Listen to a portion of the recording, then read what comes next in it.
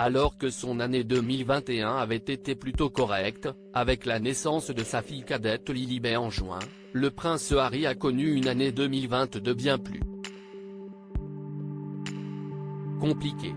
Plongé dans une guerre avec la famille royale, et plus particulièrement ce qu'il appelle la firme, le mari de Meghan Markle a vécu de nombreux moments de tension, notamment lors de ses retours au Royaume-Uni. Et notamment à l'occasion du jubilé de platine d'Elisabeth II, en juin. Alors que le frère du prince William n'a plus posé un pied en famille dans son pays depuis son départ fracassant fin 2019, il annonce à la surprise générale qu'il sera présent, comme les autres membres de sa famille, pour fêter les 70 ans sur le trône de sa grand-mère adorée, Elisabeth II. Arrivé avec Meghan Markle et leurs 2 enfants, Archie, 3 ans, et Lilibet, 1 an, il veut également que sa fille rencontre la reine.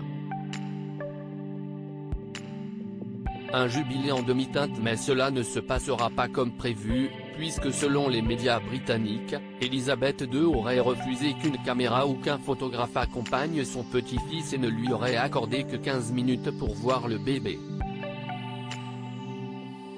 Pire encore, le prince William et Kate Middleton, invités à la petite fête d'anniversaire de Lilibet au Frogmore Cottage, auraient refusé de s'y rendre et d'y amener leurs enfants.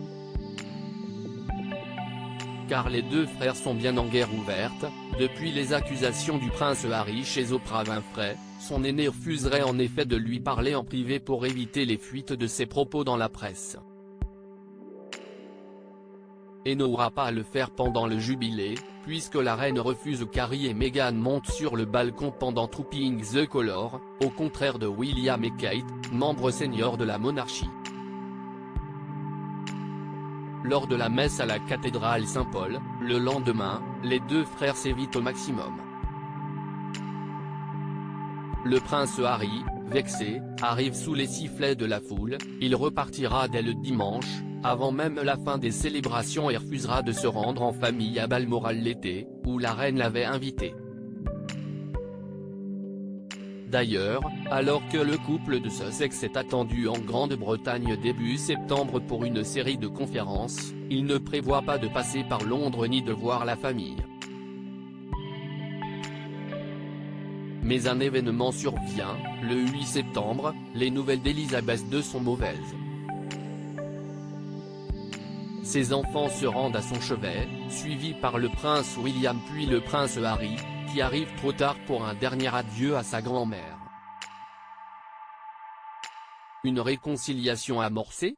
Obligé de rester en Grande-Bretagne jusqu'aux obsèques, le 19 septembre, le fils cadet de Charles III aurait passé pendant cette période un pacte de non-agression avec sa famille, notamment son frère avec qui il effectue même plusieurs sorties officielles. Si les relations sont visiblement toujours tendues, les 2 hommes font des efforts. Efforts récompensés par l'autorisation délivrée à Harry de remettre son uniforme lors de la veillée des petits-enfants. Mais si est-il un autre moment des obsèques qui bouleverse littéralement le prince Harry, défilant derrière le cortège dans les rues de Londres, comme son frère et son cousin Peter Phillips, il revit un moment de son enfance, exactement 25 ans plus tôt, lorsqu'il avait été forcé à faire la même chose après la mort de sa mère, Lady Diana. Reparti pour la Californie depuis, le fils du roi Charles III se fait discret, la réconciliation semblant toujours possible avec sa famille.